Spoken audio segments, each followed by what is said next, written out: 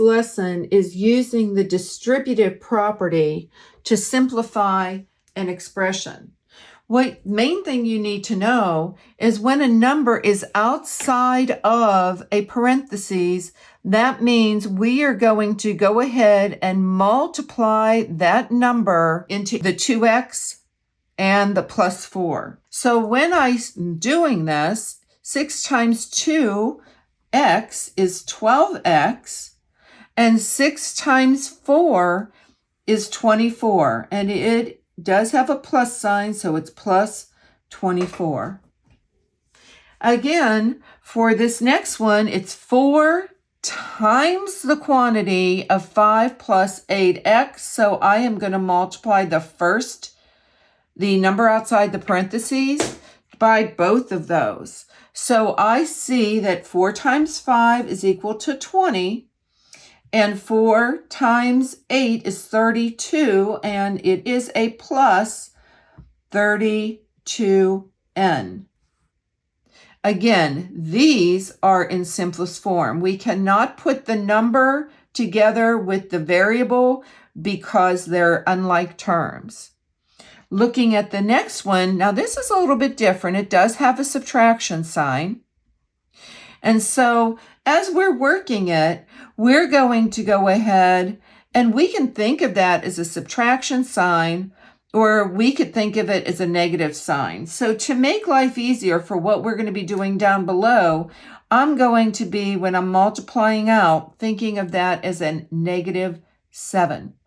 So I am going to multiply 2 times 2 is 4y, and 2 times a negative 7 is a negative 14.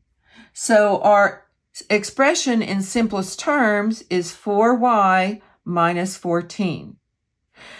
For number 4, we see that there's not even a number outside of the parentheses, but we do know that there is an understood 1 that is there. And this actually would have been read the opposite of 3 plus 5r. So what we're going to do is we're going to still do our multiplication. And negative 1 times 3 is equal to a negative 3. And negative 1 times 5r is equal to a negative. So I'm putting my negative sign there. Same thing as subtraction sign, 5r. So you'll see that our subtraction sign is sometimes thought of a negative sign that just belongs to the number that's right in front of it. For the next one, a lot of negatives, and this is where errors are usually made. So negative 1 times negative 2 is equal to a positive 2. And again, I am going to think about this as a negative 1n. So I know a negative 1 times a negative 1 is equal to a positive 1n. So notice I write plus 1n, and I can write this without the 1. It's exactly the same. The last one that we're going to do is negative 6 times 3 and negative 6 times 11y. So negative 6 times 3 is equal to a negative 18, and negative 6 times 11 is equal to a negative 66. I'm writing minus 66y. And again, as you think, my brain is thinking about this, if I end up having a negative here, notice it goes ahead and it transfers just to a subtraction sign.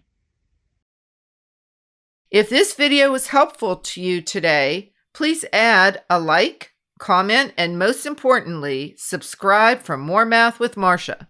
See you again soon.